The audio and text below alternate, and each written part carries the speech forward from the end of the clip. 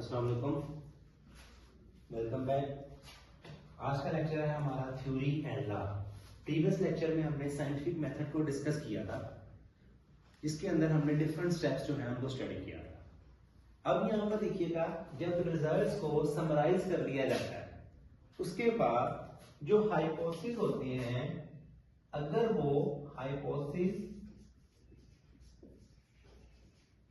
उनके ऊपर मजीद एक्सपेरिमेंट्स किए जाते हैं।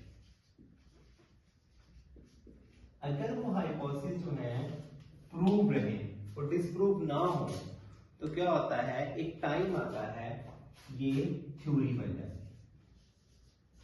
तो अगर आप एक थ्योरी की डेफिनेशन करें,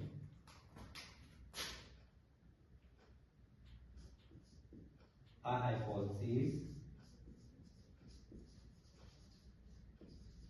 which is tested again and again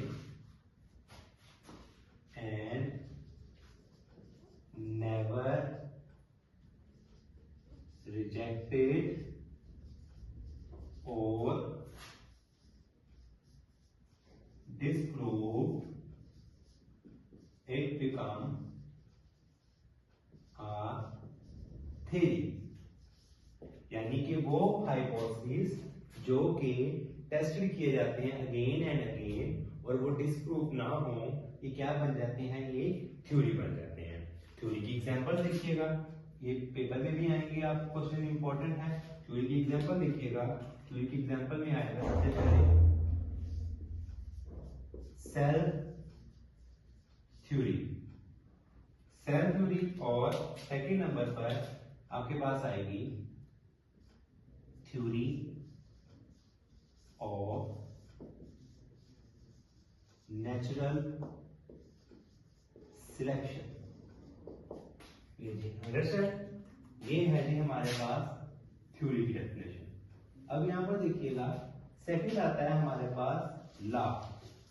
biological law भी कह सकते हैं इसको, वैसे भी लॉ कह सकते हैं। इसकी डेफिनेशन देखिएगा, व्हेन a theory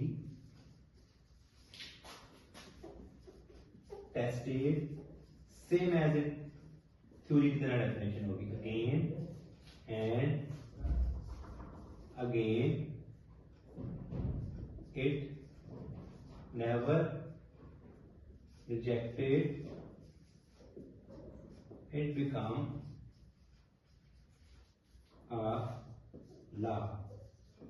लॉ के बारे में एक चीज फेमस है, कहा जाता है law is a constant, MCQs भी इंपॉर्टेंट है, कांस्टेंट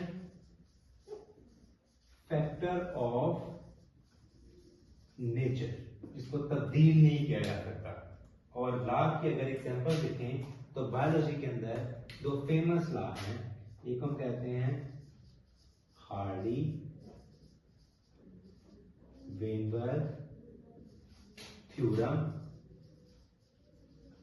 या फिर लॉ, और सेकंड जो है इसके अंदर आएगा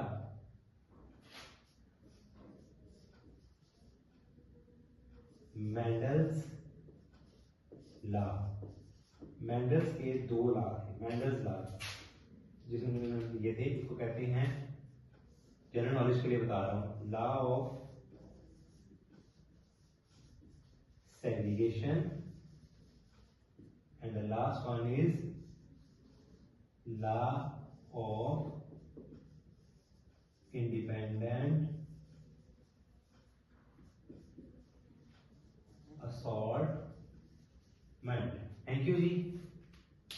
इस टॉपिक में अगर कोई क्वेश्चन है तो आप लोग उससे पूछ सकते हैं, और कोई भी क्वेरी हो तो आप मैं आपसे कमेंट में डिस्कस कर सकते हैं। और लास्ट पर ये कहूँगा कि आपको मैंने दो लॉज के बारे में बताया है, तो अगर आपको इसके अलावा मजीद किसी लॉ के बारे में पता है जो बायोलॉजी में हो तो कमेंट में जरूर अप्लाई कीजिएगा। थैंक यू जी, अल्लाह हाफिज़।